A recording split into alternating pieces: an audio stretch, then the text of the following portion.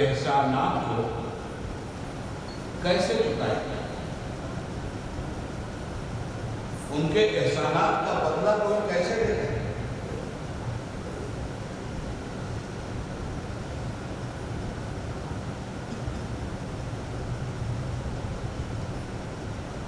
سرکار نے فرمایا وقت آنے پہ تمہیں بتا دیا گیا،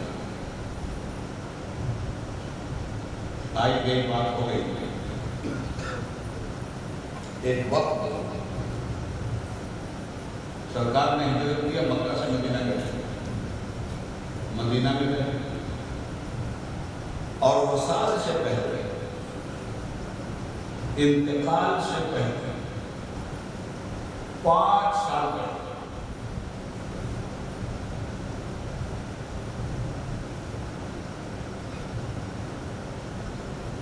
سیدہ فاطمہ کی گود میں ایک نور کی کرن چلتی، نام اس کا زینب کبریٰ ہے۔ میرے آقا نے گود میں دیا اور فرمایا کہ سوال کرنے والوں نے سوال کیا تھا کہ ام المؤمنین حضرت خدیجہ کا حق ہم کیسے ادا کریں؟ آج اس سوال کا جواب فاطمہ کی گود میں ہے۔ فاطمہ خدیجہ کی گود میں تھی، زینب فاطمہ کی گود میں ہے۔ جس نے زینب سے وفا کیا وہ خدیجہ سے وفا کرتا ہے، جس نے زینب سے وفا کیا وہ خدیجہ کا حق ادا کرتا ہے۔ میری نواسی میری خدیجہ، میری نواسی میری زینب مثل خدیجہ، مثل خدیجہ حضرت سے گود پائی نہیں، پن جنن پاک کی گود میں کھیلی ہیں وہ، اور یہ پن جنن پاک یہ آیت الہی۔ آپ چونکیے مت، اللہ نے زمین کو اپنی آیت کہا، آسمان کو اپنی آیت کہا، چاند سورج کو اپنی آیت کہا، دریا کی روانی اور سمندر کی طغیانی کو اپنی آیت کہا، جبل شامش کو اپنی آیت کہا۔ تو یہ سب آیات ہیں، اور ان تمام آیات میں جتنے انبیاء ہیں وہ بھی آیات الہی ہیں، جتنے اولیاء ہیں وہ بھی آیات الہی ہیں، مگر ان تمام آیات میں جو آیت کبریٰ ہے اس کا نام محمد رسول اللہ ہے صلی اللہ علیہ وآلہ وسلم۔ ان تمام آیات میں امام حسین بھی آیت الہی، امام حسن بھی آیت الہی، مولا علی بھی آیت الہی، سیدہ فاطمہ بھی آیت الہی۔ یہ پنجتر پاک کیا ہیں؟ آیت الہی ہیں۔ ان کی گود میں کھیل رہی ہیں سیدہ زینب۔ قرآن کریم کہتا ہے وَاذْكُرْ فِي الْكِتَابِ مَرْيَمَ، مریم کا ذکر کرو، مریم کی کہانی بیان کرو جو عورتوں میں اسوہ کامل کی حیثیت رکھتی ہے۔ حضرت مریم کے جانے کے بعد عورتوں میں اسوہ کامل کون؟ سیدہ طیبہ طاہرہ زاہدہ فاطمہ صلوات اللہ علیہ۔ سرکار فاطمہ کے بعد اسوہ کامل کون؟ شوہر کی خدمت کیسے کرنا چاہیے، عورتوں کو سیدہ فاطمہ سے سیکھنا ہے۔ باپ کی اطاعت کیسے کرنی چاہیے، عورتوں کو سیدہ فاطمہ سے سیکھنا ہے۔ اس لیے کہ جناب مریم کے بعد سیدہ فاطمہ ہی نمونہ عمل ہے عورتوں کے لیے، کس طرح ساتھ و شاکر رہنا چاہیے، سیدہ فاطمہ سے سیکھنا ہے۔ رسول پاک نے جتنی تربیت اپنی مقدس بیٹی کو دی تھی، رسول کی یہ بیٹی نمونہ عمل بنی صبح قیامت تک تمام مسلم امت کی عورتوں کے لیے۔ مگر سیدہ فاطمہ کے بعد بھی ایک فاطمہ آئی، سیدہ فاطمہ کی گود ہی میں وہ فاطمہ آئی۔ سیدہ فاطمہ کو زہرا کہا جاتا ہے، اور سیدہ فاطمہ کی بیٹی کو ثانیہ زہرا کہا جاتا ہے۔ ثانیہ زہرا کیوں ہے؟ زہرا تو ایک ہی، وہ ثانیہ زہرا ماں کو جو بھی روایتی خدمت ملی تھی، بیٹی سب نعمتوں کی حامل ہے۔ مگر میں سیدہ کی بارگاہ میں ہاتھ جوڑ کر اور بنت پیغمبر سے ایک معافی مانگ کے کہوں گا کہ سیدہ آپ کی ساری زندگی آپ کی بیٹی ثانیہ زہرا میں ہے، مگر کچھ چیزوں کی کمی رہ گئی تھی، وہ کمی آپ کی بیٹی نے پوری کیا۔ آپ کا کوئی بھائی نہیں تھا کہ بھائی اور بہن کی محبت و مواخات کی تاریخ بھی سامنے آتی، مگر زینب کا بھائی حسین تھا، زینب کا بھائی حسن تھا، اور بہن نے بھائی کی رفاقت کا حق اس طرح سے ادا کر اپنے آپ کو سیدہ فاطمہ کی ہستانی بنا کے دنیا کے سامنے پیش کیا۔ سیدہ فاطمہ کی سیرت میں بھائی کا باپ خالی ہے، مگر ثانیہ زہرا کی سیرت میں بھائی کا باپ محمد ہے۔ یہ بھائی بہن کی محبت کا اسلام میں ایک اٹوٹ قصہ ہے۔ بھائی بہن کی محبت کے لیے بے پناہ فداکاری کے جذبے رکھے گئے ہیں۔ بہنوں سے وفاداری کرنا، بہن کی عزت و آبرو پہ جان دے دینا، بھائی کی عزت و آبرو کے لیے قربان ہو جانا۔ جہاں تک ماں باپ کے رشتے ہیں وہیں بھائی بہن کے بھی رشتے ہیں۔ سیدہ فاطمہ کا تو کوئی بھائی نہیں تھا، اس لیے یہ باپ وہاں خالی تھا، مگر اس خالی باپ کو پر کر دیا قدرت نے جناب سیدہ زینب کے ذریعے کہ بھائی ہے، اور دنیا دیکھے گی کہ بہن بھائی سے رشتہ کیسے نبھاتی ہے۔ ابھی تو اس رشتے کی تاریخ پر گئے تم نے کی، اس لیے کہ سیدہ زینب کی عمر بھی کیا، مگر حضرات تاریخ بتلاتی ہے کہ حضرت زینب جب تک امام حسین نگاہ کے سامنے ہوتے تھے تب تک تو وہ ہنستی بولتی تھی، کھلکھلاتی تھی۔ بچپن گود میں سیدہ امام حسین کو دیکھتی تھی، ہنستی تھی، مسکراتی تھی، کھلکھلاتی تھی، اور حضرت ایک لمحہ کے لیے اگر امام حسین نگاہوں سے رخصت کو دیکھتے تو سیدہ زینب کے آنسو کے رکتے نہیں تھے۔ زینب کی آنکھوں کا آنسو مسلسل بارش کرتا تھا، بچپن بے چین ہو جاتا تھا، مضطرب ہو جاتا تھا، بچپن بھی بلانے لگتا تھا، اور جب سیدنا حسین کی مہر دی جاتی تھی، حسین کا دامن تقدس مل جاتا تھا، حسین کا ان کے لانا والا چہرہ ان کی نگاہ کے سامنے آتا تھا، پھر لوگوں کے تبسم کھلانے لگتا تھا۔ یہ بچپن میں عادت کریمہ کی اس مقدس بہن کی جس نے اپنے بھائی کا ساتھ زندگی کیا، اپنے سانس کو دیا۔ آج میں اسی مسائل پر اپنی بات سمجھتا ہوں، آپ کی ساری تاریخ آپ کو معلوم ہے۔ اب وہ بڑی ہونے کے بعد اور ان کے رشتے کی بات ہے، تو رشتہ کس سے ہوا اس کا ہے حضرت عبداللہ بن جعفر الطیاش۔ یہ کون ہے؟ حضرت علی کے بھائی حضرت جعفر طیار کے بیٹے۔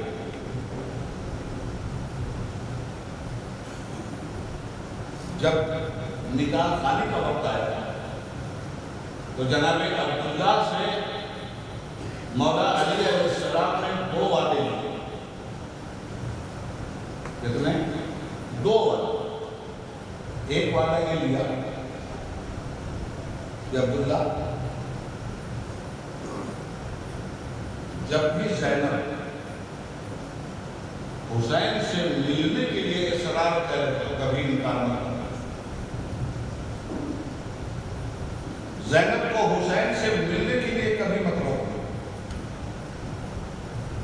اور دوسرا وعدہ، اگر میرا حسین کبھی راہ مسافرت کا سفیر بن گیا اور زینب اس کے ساتھ جانا چاہے تو زینب کو جانے سے مت روکنا۔ یہ 2 وعدے ہیں نکاح کے۔ زینب کو حسین سے ملنے سے مت روکنا، جب زینب حسین سے ملنا چاہے تب زینب کو حسین کے پاس لے آنا، اور حسین اگر سفر کوئی کر رہا ہو تو، اور زینب جاننا چاہتی ہو تو زینب کو مت روکنا۔ شادی ہو گئی، 3 دن گزر گئے شادی ہو گئی۔ مولا کائنات سیدہ ثانیہ زہرا کے گھر پہ تو دیکھا وہ زارو قطار رو رہی ہے، بے پناہ رو رہی ہے۔ مولا کا دل ٹوٹنے لگا، کہا جانے نگر سیدہ فاطمہ کی روح، میری آنکھوں کی روشنی، میرے جگر کا سرمایہ، زینب کیوں رو رہی ہے؟ کس نے تجھے ستایا؟ کہنے لگی بابا 3 دن سے حسین کا چہرہ نہیں دیتا ہے۔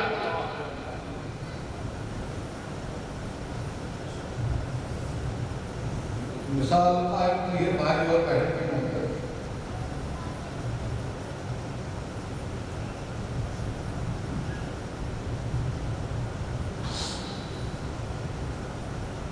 ایسی بہن ہے کہ جب یہ وقت سفر آیا تھا کربلا، تو آپ نے اپنے شوہر سے اجازت مانگی، مجھے میرے بھائی کے ساتھ جانے کی اجازت دی، اور جناب عبداللہ نے اپنے دونوں بیٹوں کے ساتھ جانے کی اجازت دے دی، جن کا نام عمر ہے۔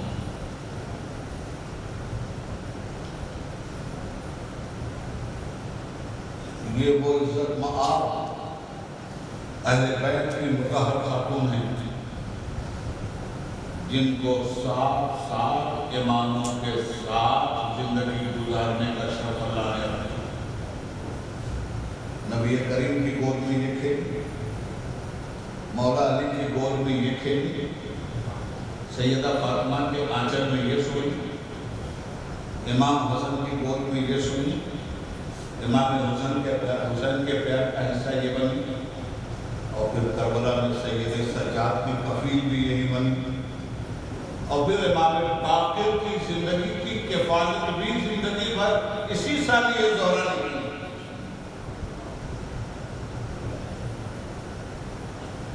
مریم کے بعد جواب مریم کو زہرا کی شکل میں قدرت نے بھیجا، اور جناب زہرا کے بعد جواب زہرا کو ثانیہ زہرا کی شکل میں بھیجا، مگر ثانیہ زہرا کے بعد قدرت نے کسی کو بھی ان کا جواب بنا کے نہیں بھیجا۔ زینب کل بلا جواب تھی، زینب آج بلا جواب ہے، زینب قیامت کی صبح تک بلا جواب ہے۔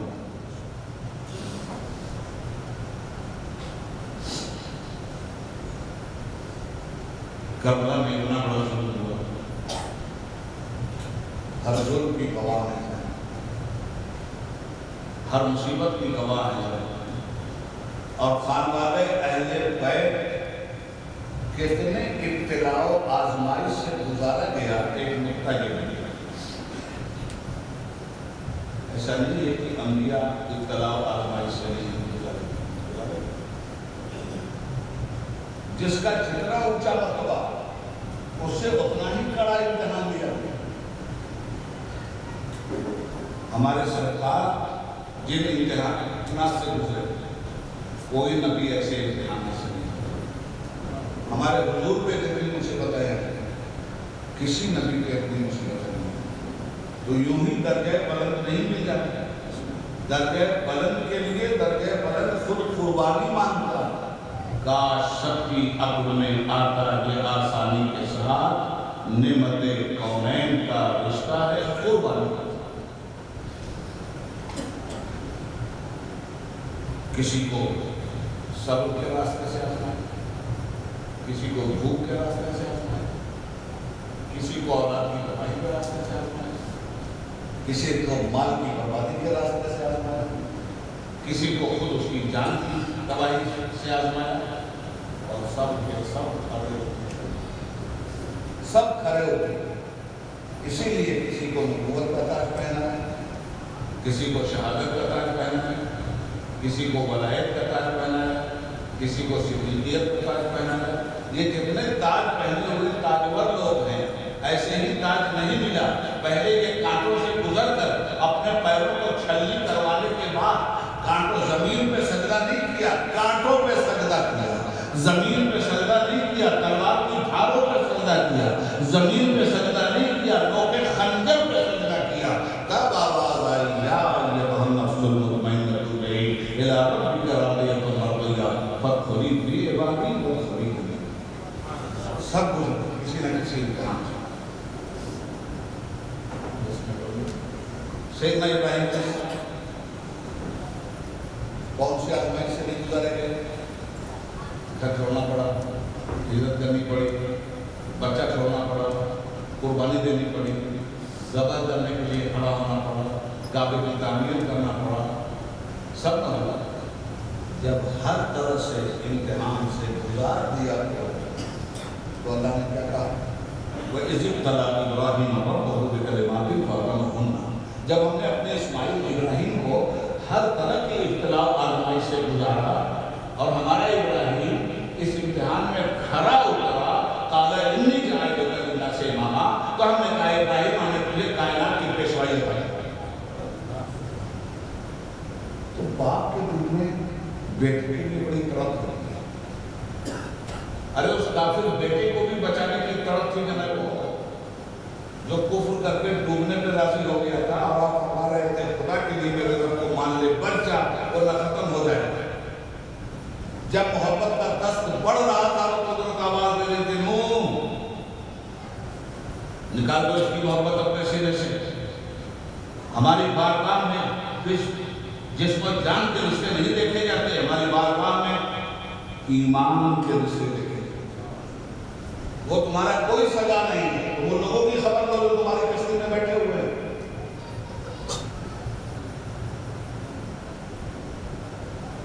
تو بیٹوں کی فکر ہو گئی حضرت ابراہیم نے، تاج امامت رکھ دیا سر پہ، تو بول اٹھے قال انی جاعلک للناس اماما، تو حکم ہوا تم کو امام بنا دیا۔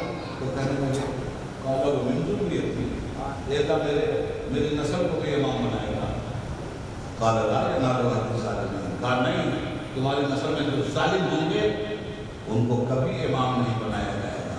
کربلا میں امام حسین بھی نسل ابراہیم کا حصہ ہے، اور کربلا میں یزید بھی نسل ابراہیم کا حصہ ہے، مکہ میں محمد رسول اللہ بھی نسل ابراہیم کا حصہ ہے، اور مکہ میں ابو لہب بھی نسل ابراہیم کا حصہ ہے، مکہ میں ابو سفیان بھی نسل ابراہیم کا حصہ ہے، مکہ میں علی المرتضیٰ بھی نسل ابراہیم کا حصہ ہے، مگر لا ینال عہد الظالمین، ظالموں کو امامت نہیں دیتا میں، تمہاری ان اولادوں کو امامت دوں گا جو نو کے خنجر میں بھی سجدہ کرنے کو میرا جو زندگی سمجھے، میرا جو بندگی سمجھے۔ ہو سکے تو لائیے دونوں جہاں میزان میں نے ایک سجدہ زمین کربلا سے حضرت گرامی۔ اب آزمائش تو سب کو تو الگ الگ چیزوں سے نہ آزمایا، رسول پاک کو تو ہر چیز سے نہ آزمایا، بھوک سے، پیاس سے، جان سے، زہر بھی دیا گیا نا تو بھی صبر کیا نا، وطن سے نکالے گئے تو بھی صبر کیا نا، خنجر مارا گیا تو بھی صبر کیا نا، گالیاں دی گئی تو بھی صبر کیا نا۔ طاقت اتنی کہ الٹ گئے، جو انگلی اتنی طاقتور ہو گئی اس میں الہی کہ چاند کی طرف اشارہ کرے تو چاند دو ٹکڑے ہو جائے، وہی انگلی اگر ابو جہل کے سینے کی طرف اشارہ کرتی تو وہ دو ٹکڑے نہیں ہوتا، مگر نہیں، آزمائش پہ کھڑے ہوئے سب ہو گئے۔ ایک آزمائش باقی رہتی ہے بظاہر، اس آزمائش کا نام ہے شہادت۔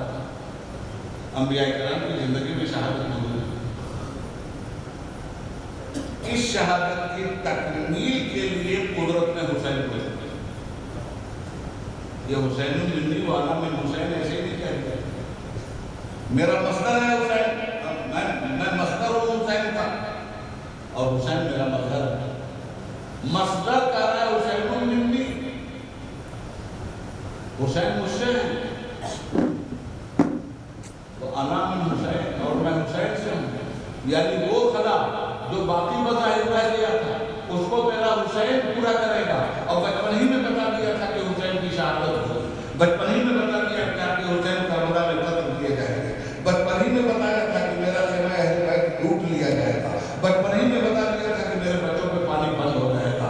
یہ ساری مصیبتیں، ایک مصیبت وہ ہوتی ہے جو بلا سنے ہوئے ایک آ گئی اور آپ کی سب کی چٹان بن گیا، اور ایک مصیبت وہ ہے جو بچپن سے سن رہا ہے کہ میرے ساتھ یہ بھی ہوگا، یہ بھی ہوگا، یہ بھی ہوگا، یہ بھی ہوگا۔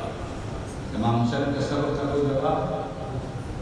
ہر مصیبت کا بڑا میں آ گیا اور ہر مصیبت کو اٹھا لیا، شہید کر دیا۔ شہادت کے بعد خیمہ بھی لوٹا گیا، اور جب جناب زید نے پہلی مرتبہ مقتل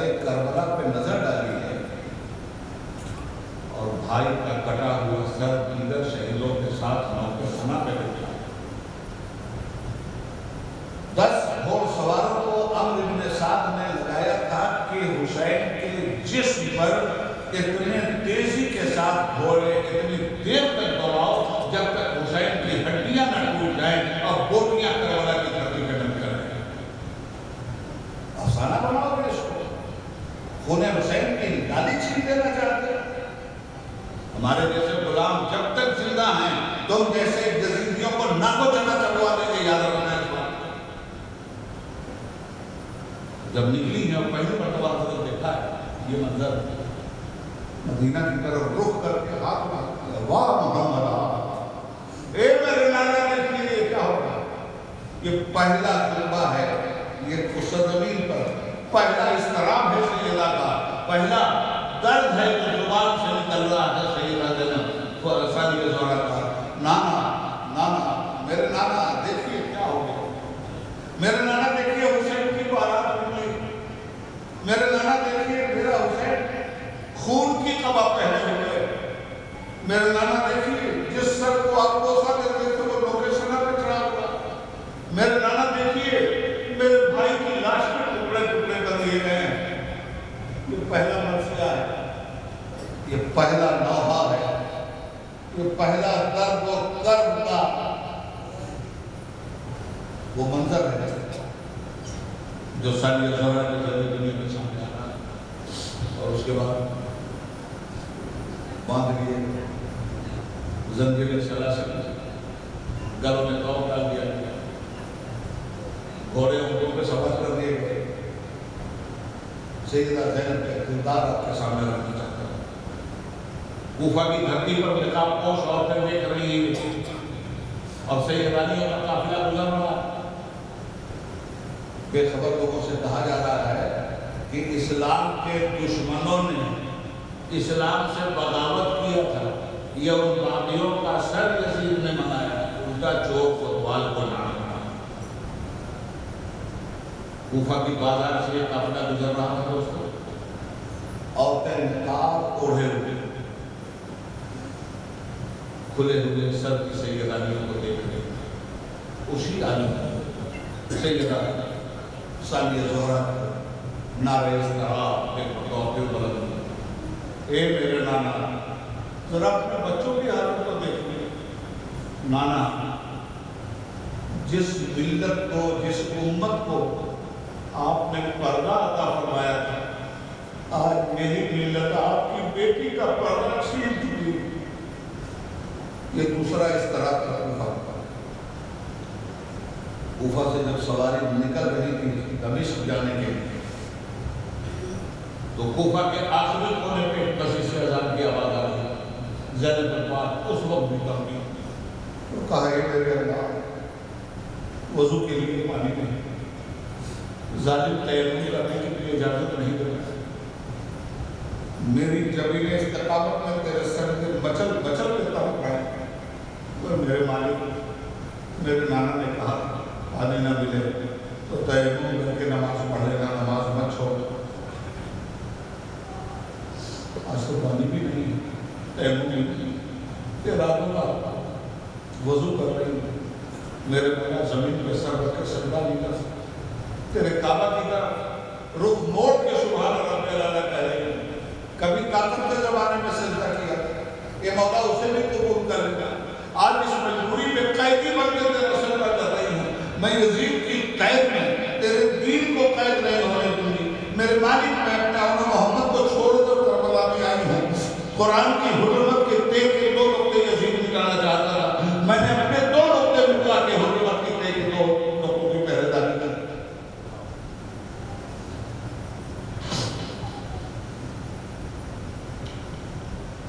دمشق پہنچا یہ قافلہ، کیپٹل سٹی امیر شام، دمشق پورا شہر سجایا گیا اور لوگ حضرت پریشان تھے کہ یہ شہر آج سجایا گیا، کس بادشاہ کیا ہوا، کون سی بگ پرسنالٹی آ رہی ہے، اس لیے کہ شہر ایسے ہی وقتوں میں سجایا جائے، تھوڑی دیر کے بعد گاڑے باجے میں ناچتی ہوئی اسی کی فوج یہ قیدیوں کا قافلہ لے بازار شام میں بڑھ۔ اب بازار شام میں لوگ دیکھ رہے ہیں کہ کچھ قیدی جن کے ہاتھ پیر بندھے ہوتے ہیں اور کچھ لوگ جن کے سر نیزوں کے بغل میں، وہ ملک شام کی دمشق کے لوگ آپس میں پوچھتے رہتے کہ بھائی یہ کون لوگ ہیں، یہ کیوں ایسی سزا ان کو دی گئی ہے، یہ قیدی عورتیں کہاں کی ہیں، یہ سر کن لوگوں کے نیزوں پہ ہیں۔ تو یہ ظالم کہتے رہتے کہ یہ اسلام کے باغیوں اور دشمنوں کے ساتھ، یہ اسلام کی دشمن عورتیں ہیں جو قیدی بنا کے لائی گئی ہیں۔ اب وہ زمانہ موبائل کا تو تھا نہیں، سوشل میڈیا کا تو تھا نہیں، بہت بعد میں پتہ چلا کہ کیا ہے، مگر خون حسین کی کرامت تو یہ تھی کہ تھوڑی ہی دیر تک شیطان کے چنگل میں دمشق کے لوگ رہے۔ یزید کے دربار میں سب کا پردہ چاک کر کے رکھ دیا تھا سالیہ دوران، ایک لیکچر میں بتا دیا تھا کہ ہم غدار رسول نہیں، نواسے رسول ہیں۔ غدار رسول تو وہ ہے جو اہل بیت مصطفیٰ کے ساتھ یہ ظالمانہ سلوک تمہارے سامنے کر رہا ہے۔ معزز سامعین، یہ قافلہ آیا بازار شام، عورتیں تماشا دیکھنے لوگ نکل آتے ہیں، چھتوں پہ عورتیں، آخری بات ہے، چھتوں پہ عورتیں۔ ایک ضعیف خاتون اوپر سے یہ سارا نظارہ دیکھ رہی ہے اور اس کی آنکھ میں آنسو آ گئے قیدیوں کی مظلومانہ زندگی دیکھ کر۔ وہ اپنی نوکرانیوں کے ساتھ کھانا پانی اور دیکھا کہ سب کے سب ننگے سر ہیں، تو ان کے لیے چادروں کا تحفہ لے کر نیچے اٹھے اور آنے کے بعد قیدیوں سے کہا کہ تمہاری حالت ذات دیکھی نہیں کرتی، تم کون لوگ ہو، کھانا کھا لو اور یہ چادریں میں لائی ہیں، ان سے اپنا سر ڈھک لو، میرے لائق اور کوئی خدمت ہو قیدیوں کو بتاؤ، قیدیوں کی خدمت کرنا میرا فرض ہے۔ سیدہ زینب نے متاثر ہو کے کہا مبارک صاحب کون ہے؟ اوپر سے لے کے یہاں تک تو ہم کو کسی نے نہیں پوچھا تھا، آج یہاں آپ کے دل میں ہم جیسے قیدیوں کے لیے محبت کو موجود ہو گئے۔ کہنے لگے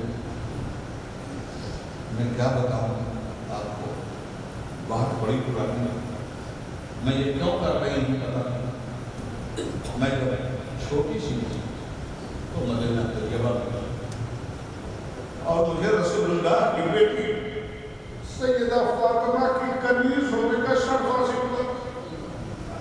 میں نے سیدہ کی خدمت کی، میں بڑی ہو گئی تو اسے اجازت مانگ کے میں نے کہا سیدہ حکم ہو تو میں دمشق چلی جاؤں، اپنے گھر جانا چاہتا ہے۔ سیدہ نے ناز و نعمت کے ساتھ مجھے پالا اور سیدہ کی گود میں 3 چھوٹے چھوٹے بچے تھے، ایک کا نام حسن تھا، اس کو میں کھلاتی تھی، ایک کا نام حسین تھا، اس کو دیکھ بڑے پیار کرتے، سب سے چھوٹی بٹیا تھی، اس کا نام زینب تھا، اسے میں گزار کر معلوم نہیں وہ سب کی حالت میں ہوں۔ میں جب چلی تو میں نے سیدہ سے کہا تھا سیدہ مجھے زندگی کی کوئی وصیت کر دیجیے کہ میرے نجات کا سامان بن جائے، تو سیدہ نے فرمایا جاؤ وصیت سننا چاہتی ہو تو سن لو، اگر تمہاری نظر سے کبھی قیدی گزرے، کوئی لٹا ہوا قافلہ گزرے تو ان قیدیوں کی مدد کر دینا، اگر ان قیدیوں کے سر پہ چادر نہ ہو تو چادر کا سایہ ڈال دینا، بس میں اپنی سیدہ کی اسی وصیت کے تحت تمہارے پاس ہی چادر ہے، مگر بتاؤ بی بی تم کون؟ کہنے لگی مبارک میں وہی زینب دکھیاری ہوں جس کو تم دور میں لے کے کھلائے گئے، یہ سر کا زور پہچانوں کے لیے پہچان۔ جب امام کے سر پہ نظر پڑی تو وہ حسین کر کے تڑپ گئی، وہ اس نے کہا تو حسین کا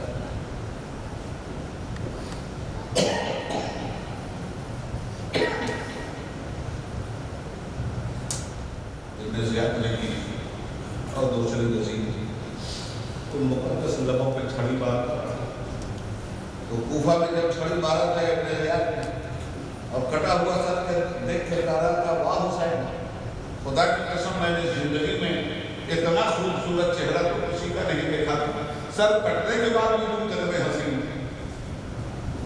اور جب چھڑی ماری حضرت انس بن مالک جو عمر کی آخری سرحد کو چھو رہے تھے وہاں موجود، آپ نے فرمایا ظالم نے چھڑی ہٹا، جن لبوں میں وہ چھڑی مارا میں نے ان لبوں کو بوسہ دیتے ہوئے اس وقت دیکھا، اس نے کہا اگر تم بھوکے نہیں ہوگے تو مجھے میں قتل کروں، وہاں یزید چھڑی مارا۔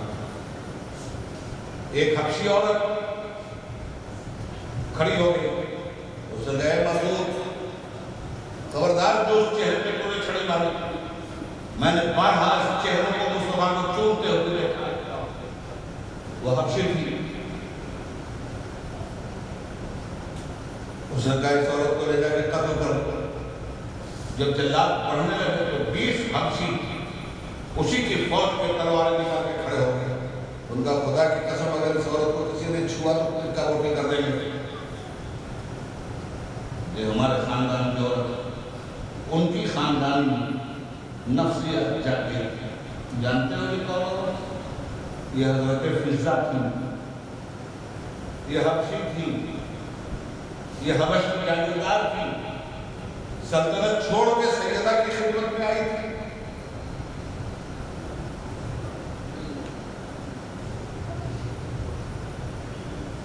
کبھی جب سے سر بہانا کبھی سب سے جب جب آئے مقام ہمارے یزیدی مثال شاہد بنا دیتا سیدہ زینب کو سلام، جنہوں نے زندگی کی آخری سانس اپنے بھائی کے ساتھ خط رفاقت رکھی، دنیا نے نہ ایسی بہن دیکھا نہ دنیا نے ایسا بھائی دیکھا، رب العالمین انہی سگے بھائی بہنوں کی خیرات امت مسلمان ہوتا اور ہم بھی اسی طرح اپنے بھائی بہنوں کے ساتھ حق کے اخوت اور رفاقت اور شفقت پورے کریں، جس طرح سیدہ زینب امام حسین علیہ السلام کے ساتھ رشتہ نبھایا۔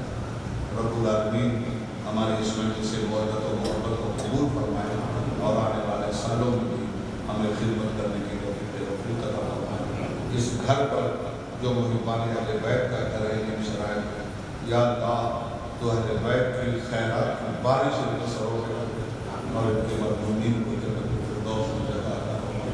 وآخر دعوانا